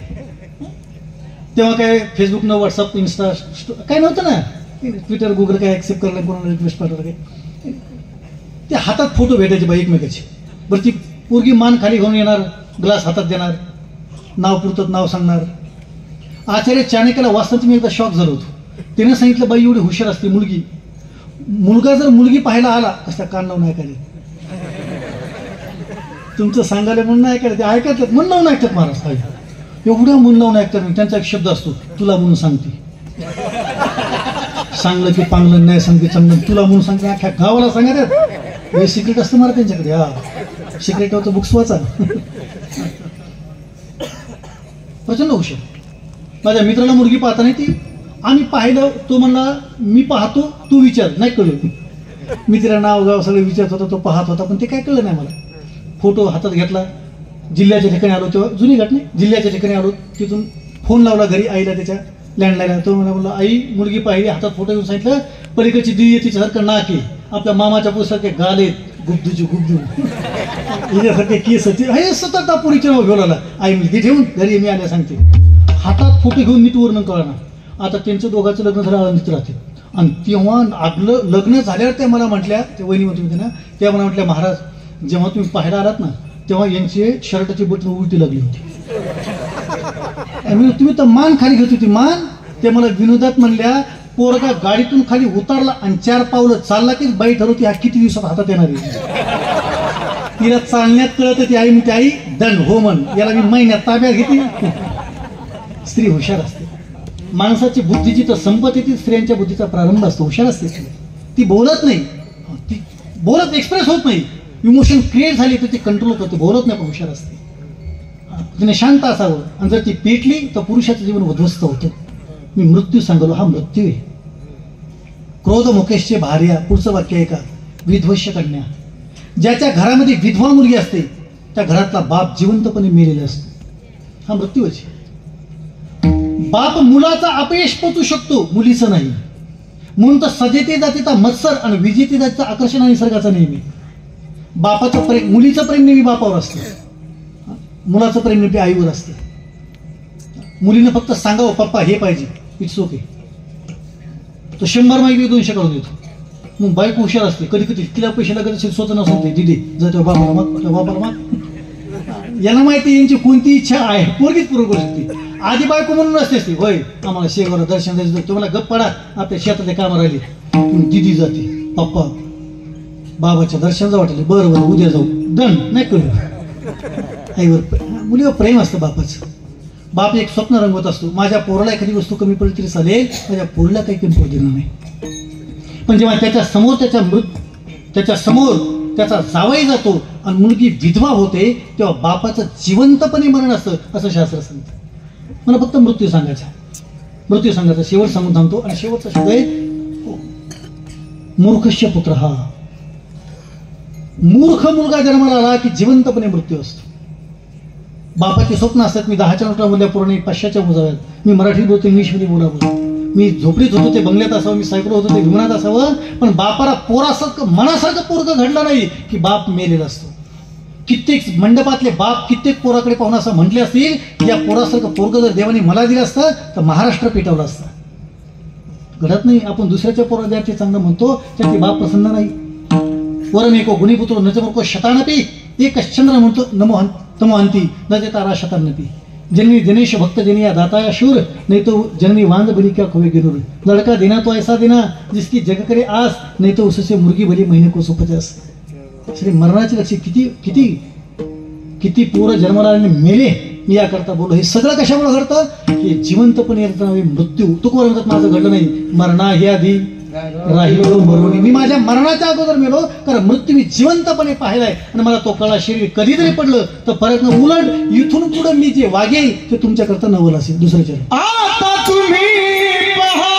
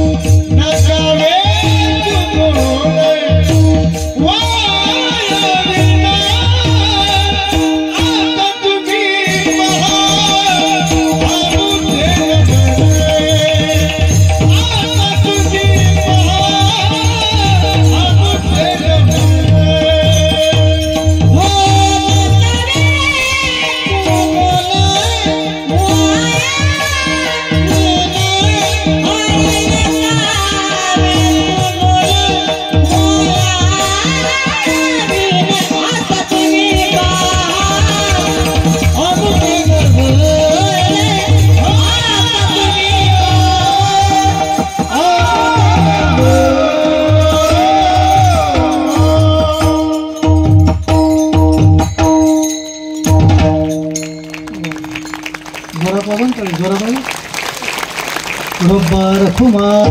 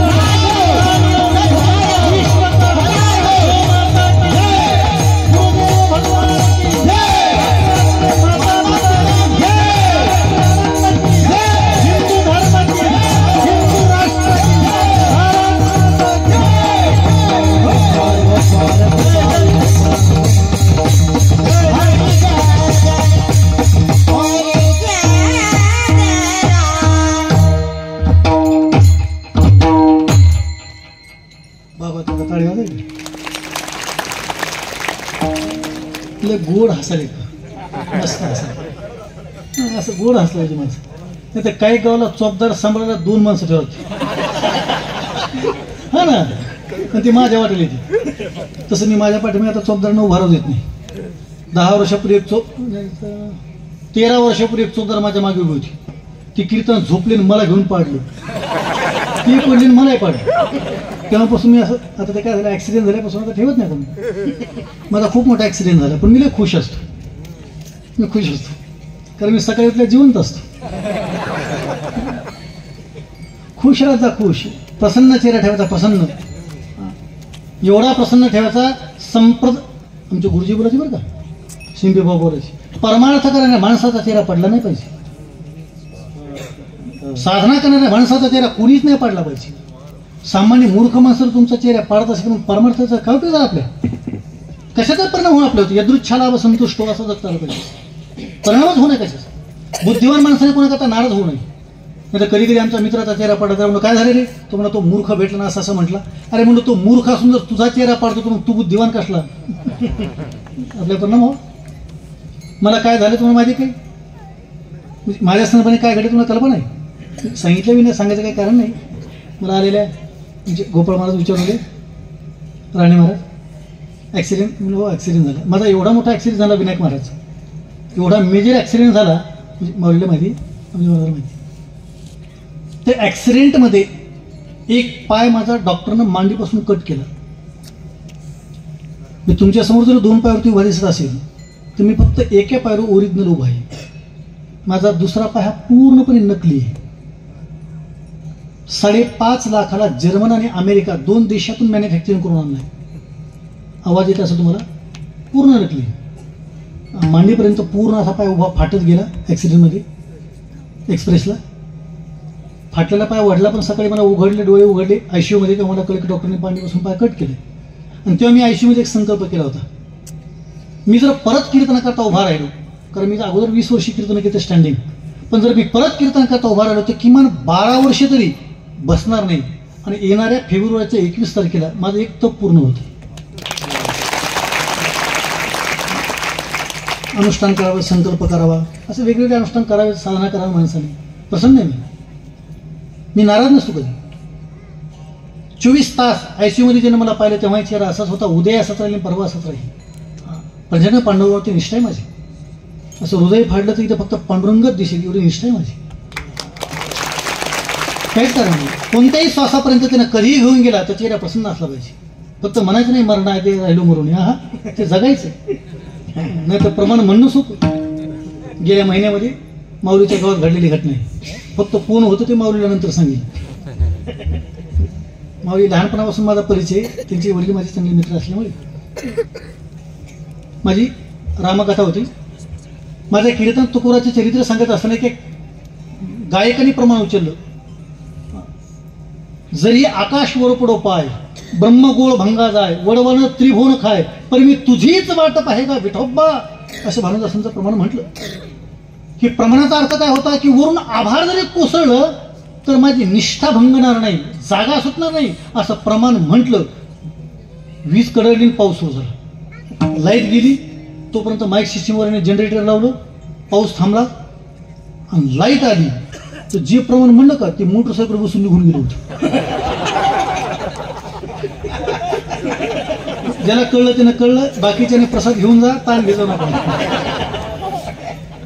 म्हणजे प्रमाण ज्याने म्हणलं की आकाश जरी पडलं तरी मी जागा सोडणार आहे, अरे मंडपच पडला नव्हता, पाऊस पडल्यावर जागा सोडली. हो, दुसऱ्याचं प्रमाण म्हणणं सोपं. तुकोराची एक पत्नी अण्णा न करता केली म्हणणं सोपं, पण स्वतःच्या पत्नीला ठेस लागली तर माळा तोडताना आम्ही चांगली माणसं पाहिलीत. परमार्थाच्या कोरोनाच्या कालखंडात चांगल्या चांगल्या माणसांनी परमार्थ सोडताना मी पाहिला आहे. तसेच निष्ठा, समर्पण करत तर समर्पण. निष्ठेची जर येणाऱ्या काळात जर मशिनरी ना, इन्फॉर्मेशन टेक्नॉलॉजी, माहिती तंत्राचं योग्य सध्याच. सकाळी एका कॉलेजला व्हिजिट दिली मी, माझ्या मित्राचे प्रोफेसर होते, तिथे भेटून आलो, काही त्यांनी संवाद साधला. आता 4 दिवसापूर्वी युट्यूबला आणखी टाकलं नाही मी, पण मुंबईला कैद्यांच्या समोर मी प्रवचन करून आलो. ऑर्थर जेल, भारताचा सर्वात सेन्सिटिव्ह जेल. हां, त्यांचं ब्रेन वॉश करण्याकरता थोडंसं डिस्कशन चर्चा केली. बोलायला गेली तर लोक डिप्रेशनमध्ये झालेत कारण नसताना. परमार्थ करण्या माणसाने प्रसन्न राहावं. परवाच्या दिवशी जर विनोद सांगितला तर तो विनोद होता, पण विचित्रच विनोद होता. सांगू का नको, वेळ संपलाय का सांगू? विनायक महाराज, परवाची घटना, तुमच्या माझ्या जवळचा मित्र आहे म्हणून सांगू कोण विचारत पडलो. त्याने मला परवा फोन केला, महाराज तुमच्या सोबत कोण आहे म्हणून. मी एकटाच आहे. ऐका ना, मी लई नाराज आहे म्हणला आज. म्हणलं झालं काय, एवढा मोठा चांगला कीर्तन काय नाराज झाला? तो म्हणला ज्या गावात मी 12 वर्षे सप्ताह सुरू केला लोकांना मला यावर्षी बोलवलंच नाही, दुसऱ्याच बोलवलं. मी आज कुठं चालला? तुम्हाला नाशिकला, नाशिक जिल्ह्यात, तुम्हाला निफाडला, गावाचं नाव सांगितलं. मी म्हणलं सप्ताहचं तिला किती वर्षे? तिने सांगितलं 60 वर्षे. मी म्हणलं तुझं जाण्याचं किती वेळ? तुम्हाला पहिल्यांदाच चालू. मी त्याला सरळ उत्तर दिलं, तू 12 वर्षे त्या गावचा सप्ताह चालवला, तो सप्ताह तुझं नाव टाकलं आणि तुला घेतलं, तुझं नाराज असेल तर तू वर्षभर फुकट ज्या सप्ताहाने कीर्तन करतो तो सप्ताह तू चालूच केला नाही ना, तू नाराज का व्हायला पाहिजे? नाही कळलं? 26 वर्षे सप्ताह चालू आहे, मी याच्यात माझं काही योगदान आहे का? मी पहिल्यांदा आलो, काहीच कारण नाही. 112 वर्षात लक्ष्मी महाराजांच्या समाजात झाले, मी पहिल्यांदाच समाधीच्या दर्शनाला आलो. मग ज्या सप्ताहात मी काहीच योगदान न देता कीर्तन कर म्हणून आलो असेल तर मी सुरू केलेल्या कीर्तन सप्ताहात दुसरं कोणी आलं तर मी नाराज का हो? मी काय नाराज आहो? इट्स ओके म्हणावं, काय कारण जगण्याच्या छोट्या छोट्या घटनेहून.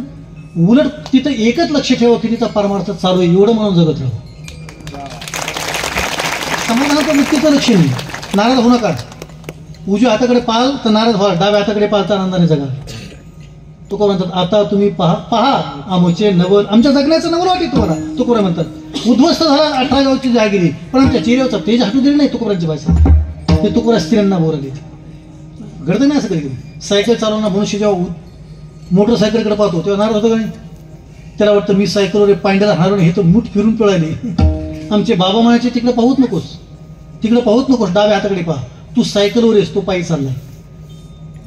पायी चालणाऱ्या माणसांनी देखील नाराज नाही व्हायचं की मी पायी चालून तो सायकलवर आहे. त्यांनी पण हा विचार करायचा की तो सायकलवर आहे, मी पायी, त्यापेक्षा डाव्या हाताला जो व्यक्ती थांबलाय त्याला पाय नाहीत. आईन्स्टाईनचं चरित्र सांगितलं जातं. तो आईकडे वॉच घड्याळ मागत होता, मला घड्याळ पाहिजे. 3 दिवस रडत होता. 4थ्या दिवशी आई समोर आली आणि त्यानं घड्याळ मागितलंच नाही. आईला आश्चर्य वाटलं, आज का मागितलं नसेल? तो फक्त पाठीमागं पाहत होता आईच्या, घड्याळ न मागता पाठीमागं पाहत होता. आईला वाटलं काय असेल, आईनं मागे फिरून पाहिलं तर आईच्या पाठीमागं जो व्यक्ती होता त्याला हात नव्हते. तिने विचार केला मी घड्याळ करता नाराज आहे, ज्याला हात नाही त्याने कशा करता नाराज होईल? हाताचं मूल्य घड्याळ मागत नसत माणसं. मला मांडीपासून पाय नाही, बुटाची किंमत वाटणार नाही. तुम्ही मला बूट द्यायचं नाही, काही वाटणार नाही. जी वस्तू जेव्हा मायनस असते ना, आपल्याला त्याचं मूल्य कळत नाही. माणसं फुकट मिळेल की गॉड गिफ्ट असते, किंमत राहत नाही त्या घटनेची. शरीराला 2 हात आहेत सर्वांना माहिती आहेत, या देहाला 10 बोट आहेत हे सर्वांना माहिती आहेत, पण या बोटा 14ची 14 28 कांडी आहेत, ही 90% लोकांनी मोजलेली नाहीत. 28 कांडी आहेत आपली. 3, 6, 9, 12 आणि 2, 14. 3, 6, 9, 12 आणि 2, 14. 14 दोन्ही आपल्या बोटाला 28 कांडी. ते 28 पत्र पण यातलं माहित नव्हतं. खरं बोला खोटं मोजलं नाही, फुकट ना गॉड गिफ्ट. मी 24 तास बारीक बारीक नक्षा पाहतो, कारण मला कळलं की याचं काय किंमत आहे. कारण मी जिथं पाय बसवला तिथं 20,000 पासून 1 कोटीचा 1 पाय उपलब्ध आहे. तो कोबर म्हणतात जगात हे जगात मोठं आहे, फक्त सांगायचं नाही आऊट हात का मानव देह. मोकळं बोलू का महाराज मंडळी, राग येऊ नका, मोकळं बोलू का. जेवढ्या कीर्तनकारांनी महाराष्ट्रात सांगितले नामदेव महाराज सगळे सांगून करा महाराज. तुम्ही कीर्तन सुटलं तुमच्या 2-3 मित्राला फोन करा, कोणालाही फोन करा. जेवढ्या महाराष्ट्रातल्या महाराजांनी सांगितलं की शरीर 3.5 हाताचं आहे, यातलं एकाने मोजलं नाही. हे हसायचं पण खरं बोलायचं. हसा मोकळं हसा, रडा काही करा पण खरं हसा, खरं हसा. मोजलं म्हणले फक्त आऊट हात का माणूस दे, आजी 5 मोजलं नाही. मोजलं का काय हळूस असं महाराज मी मोजून पाहिले. आम्ही आता लई मोजल व मी अशा बारीक बारीक बारीक नख सगळे पाहायला लागलो. मी तर एवढा स्टडी करत होता शरीराचा फिजिकली, म्हणजे माझा तर प्रोफेसर झालो एक विषयाचा. प्रॉपर जागा नाही करता इतकं दिले ना गॉड गिफ्ट आहे ना. मी तर म्हणतो एकदा कळलं का आपल्या देवाने काय दिलं तर 7 वर्षी परत मागणीच मागायची नाही. लोक त्याने एवढं दिले ते मोजताच आहे ना, अनकाउंटेबल आहे ते मोजण्याच्या पलीकडे. उलट त्याने दिले ते सांगणं जर कळायला लागलं तर त्याला एक वाक्य सांगतो माऊलींचं वजन घेतो. राम महाराज तुमच्या वाजवण्यात एवढी ताकदीने एवढं सुंदर वाजवतात ते जीव तोडून प्रसन्न चेहऱ्याने त्याच्याकडे टाळी होत. फक्त संत लक्ष्मण महाराजांचं दर्शन घ्या आणि त्यांना एवढीच प्रार्थना करा की माझ्या चेहऱ्यावर कधी अहंकार येऊ नको, असा चेहरा ठेवा प्रसन्न. आणि दररोज देवाला असा हात जोडत जा आणि प्रार्थना करत जा. कशा करता करा म्हणजे झोपणार आली पाहिजे. वादा करा काय करा माऊली महाराज तुम्हाला झोपणार आली पाहिजे. अहंकार तर आलाच नाही पाहिजे, अहंकार तर येऊच नाही पण झोप लागू नये. का लागू नाही माहिती का? महाराष्ट्रामध्ये 13 कोटी लोक राहतात. किती पूर्ण 13 कोटी. 13 कोटी लोकांना 2 हात 26 कोटी हात आहे या महाराष्ट्रात. आणि 26 कोटी हाताचे 10 बोट शून्य वाढवा 260 कोटी बोटे आहेत या महाराष्ट्रात. 260 कोटी बोटातून नियतीनं पकवादा करता तुमची बोट सिलेक्ट केली. झोप कशाला लागला पाहिजे? कोट्यावधी गळे पडलेत तुमच्या मुखातून. प्रत्यक्ष संत लक्ष्मण महाराजाला शिवकथा ऐकायची होती ते स्वतंत्र उत्तर आहे. तुम्ही कथा करत नाही, त्यांना ज्या दिवशी कथा ऐकायची त्या दिवशी तुम्हाला कथा करून बसवले. ही त्यांची इच्छा असावं लागते. तुम्ही सुंदर गाता तुम्हाला अहंकार नाही पाहिजे. आणि इथं गळे तर 1760 पडले पण या गळ्यात तुम्हाला सुंदर आवाज येतो. नामदेव महाराज अहंकारात येऊ नये, उलट दररोज झोप लागू नये. मीच का देवाने निवडला असेल, मीच का निवडला असेल. आणि मी एक शेतकऱ्याचा पोरगा आहे. मी जन्माला आलो त्या टायमाला माझ्या आईने माझ्या गळ्यात माळ टाकली. 5 दिवसाचा होतो मी. आणि मी कीर्तन का झाले माझ्या वडिलांनी घातली नाही कळलं. हसा हसा म्हणजे कीर्तन का झाले घातले मी काय कीर्तनाच्या परंपरेतलं नाही. हा पण सडनली अपघाताने झालो. वेगळे अधिकारी होण्याचे झालो मी झालो पण प्रसन्न नाही. मी झोपत नाही रात्रभर. सकाळी मला नाशिकला पोहोचायचे. मी आत्ता आलोय. मला दुपारपासून माझ्या आरामाची वाट पाहू आली. आलेल्या विनायक महाराज विचार आराम केला का? मी एका पायावरती प्रवास केला तर रात्रभर मी गाडीत जागा असतो. रात्रभर झोपत नाही. म्हणजे सुनी बसला समोर रात्रभर जागा असतो मी. 24 तास माझी झोपच उडालेली सध्या. मी फक्त एकच विचार करतो शेवटच्या श्वासापर्यंत आनंदाने जगेल. मी आता एक एक श्वास मी धर्म प्रचार करता संतांचा प्रचार करता कसा खर्च केली. मी दररोज एक नाटाचं प्रमाण घेऊन जातोय. बर्वे झाले आजीवरी नाही पुढलो मृत्यूच्या हारी वाचून आलो येतवरी उरले ते हरी तुम्हाला समर्पण. तो कोरांचा दिलाय काळी अवकाश दिले नाही त्यानं. मग जगते आता तुम्ही पहा अमुचे आमचं जगणं वागणं बोलणं तुम्हाला नवल वाटेल. तो कोरा याचं उत्तर आणखी द्यायचं शेवटचे तुका म्हणायचं मी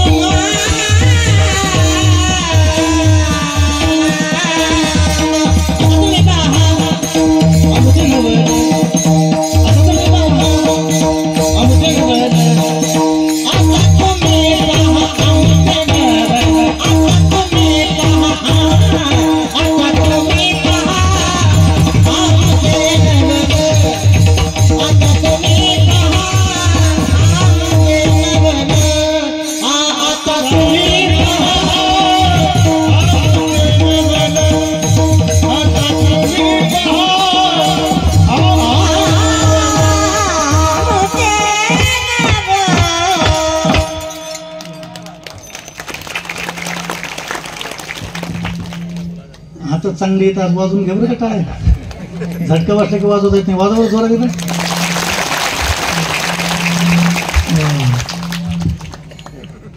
तुका म्हणे भयभीत नारी.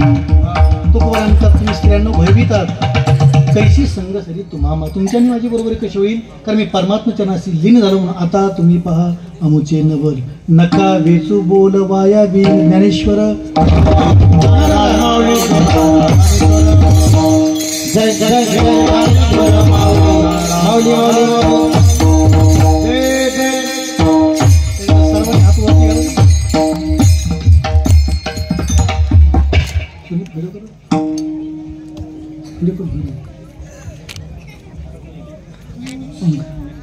अशा मुलीपासून असं सगळे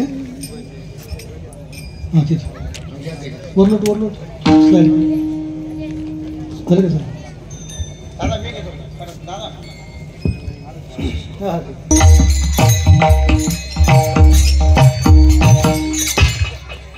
सर्वांनी जोरात टाळी वाजवा एकदा. नाराज नाहीत ना? नाराज नाहीत ना? 2-3 चेहरे पडलेत म्हणून म्हणतो. ते सूर्यफूल कसं असं खुडायला आले की मान टाकतं, असं 2-3 सूर्यफुलं खुडायला. एकदा पुरुष मंडळी टाळी वाजवा. प्रसन्न राहा. जाताना फक्त 2 मिनटं घेतो आणि बसतो. तुकोबाराचा अभंग आपल्या सर्वांच्या डोळ्यापुढे ठेवला.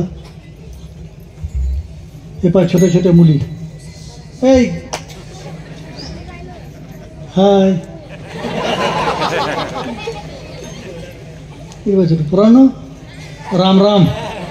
ते हाय बी यांचं असते नाच होते. एक राम राम म्हणजे जोरात. एवढं सुंदर नियोजन आहे महाराज. मी खुश झालो. विनायक महाराजांचा फोन आला. आमचे सहकारी मित्र अशोक महाराजांनी त्यांच्याकडे नंबर दिला. त्यांचं शिव महापुराण संगीतबद्दल सुरू आहे. त्यांची सर्व कलाकार मंडळी सर्व खूप सुंदर आहे. पण या मुला मुलींकडे पण प्रसन्न झालं. म्हणजे यांच्याकडे पण एक नक्की झालं की या सप्ताहाचे 100 वर्ष होणार आहे.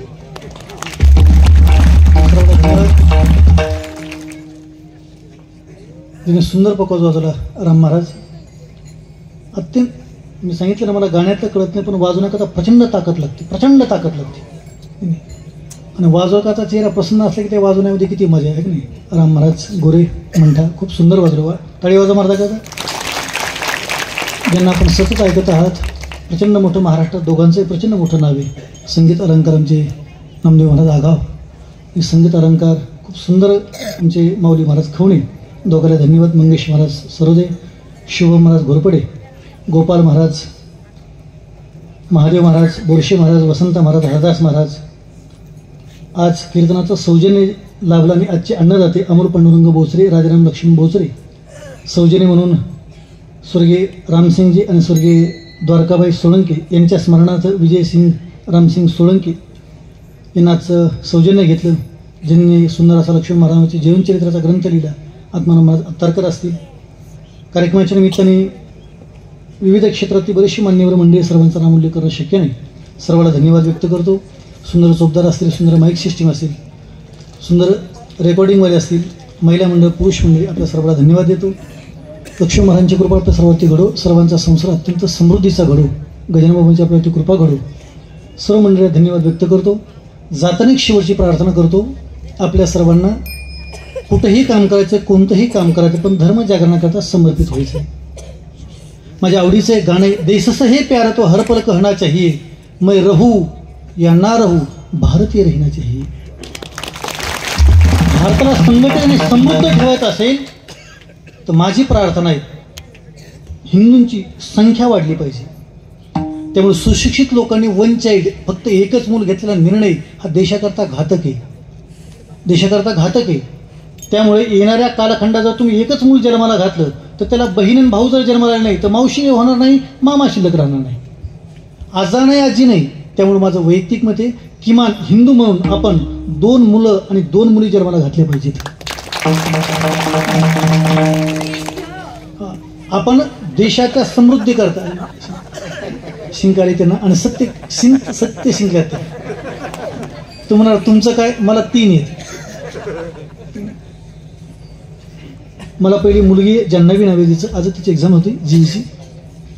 दुसरा सत्यजित नावाचा मुलगा आहे माझा. एक मुलगा आणि मुलगी झाल्याच्या नंतर मी आणि माझ्या मंडळीने संकल्प केला की आपल्याला एक मुलगा आणि मुलगी झाली, यानंतर मुलगा हो की मुलगी हो, पण तिसरं अपत्य आपण जन्माला घालायचं आणि ते देशाकरता समर्पित करायचं. मी प्रॅक्टिकली जगतोय म्हणून मी लोकांना सांगतोय आपणही प्रॅक्टिकली जगलं पाहिजे. धर्माकरता आपण समर्पित झालो पाहिजे. धर्माकरता समर्पित झालो पाहिजे. अटल बिहारी वाजपेयीचं स्वप्न होतं आणि त्यांचं भारत देश एवढा सुंदर रेखाटा त्यांच्या मुखातून त्यांनी त्यांची कविता भारतभर विश्वसह गाजली. भारताबद्दल बोलताना अटलजी म्हणले होते, ये भारत कोई जमीन का तुकडा नहीं, ये जीता जागता राष्ट्रपुरुष है. ये वंदन की भूमि है, अभिनंदन की भूमि है, या तर्पण की भूमि है, अर्पण की भूमि है, या कि नदी नदी हमारे गंगा है, या का कंकर कंकर हमारे शंकर है. हम जीते हैं तो भारत के लिए, हम मरते हैं तो भारत के लिए. मरने के बाद गंगा जल में बहती हुई अस्थियों को कोई कान लगाकर सुनेगा तो एक ही आवाज आएगी, भारत माता की जय, भारत माता की जय, भारत माता की जय, जय जय जय.